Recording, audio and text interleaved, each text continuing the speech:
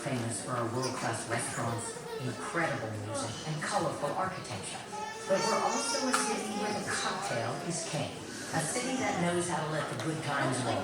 And like its hometown, the Sazerac cocktail is the mix of many stories and cultures blended together to create something truly bold, enticing, and one of a kind.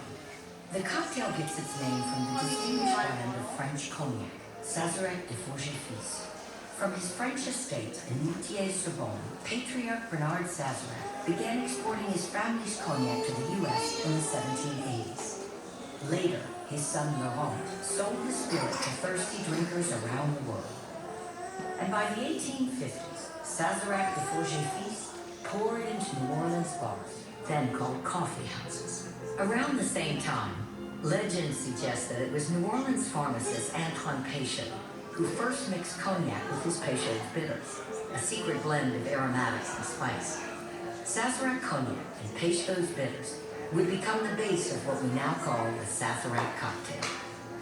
Just blocks from here, between Royal Street and Exchange Alley, the famed Sazerac House began serving this libation in the 1850s. The coffee house drew large crowds to its 125-foot-long bar, manned by a dozen bartenders. In a city full of coffee houses, the Sazerac House stood out as a favorite gathering place for spirited discussions of business and politics over drinks.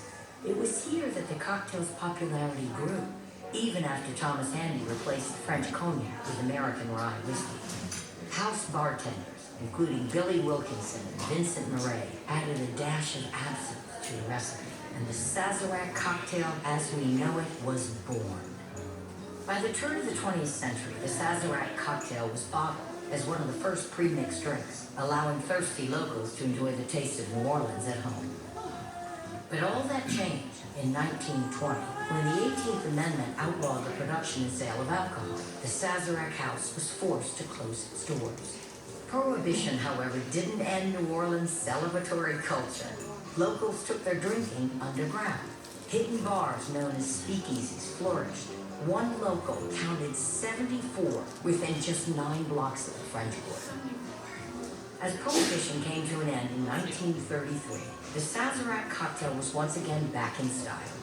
It now featured herbsay and anise liqueur in place of absinthe, which had been banned in 1912. Through the years, like jazz music, French, Creole, and Cajun cooking, the Sazerac cocktail has become a proud New Orleans tradition. It continues to embody its hometown in every glass. In 2008, the Louisiana legislature formalized what we already knew. They named the Sazerac the official cocktail of New Orleans. Today you're standing just yards from where the cocktail was first popularized at the Sazerac House, connecting you to nearly 2 centuries of spirited history. The Sazerac cocktail is inviting, enduring, alluring, just like the city itself. Sazerac.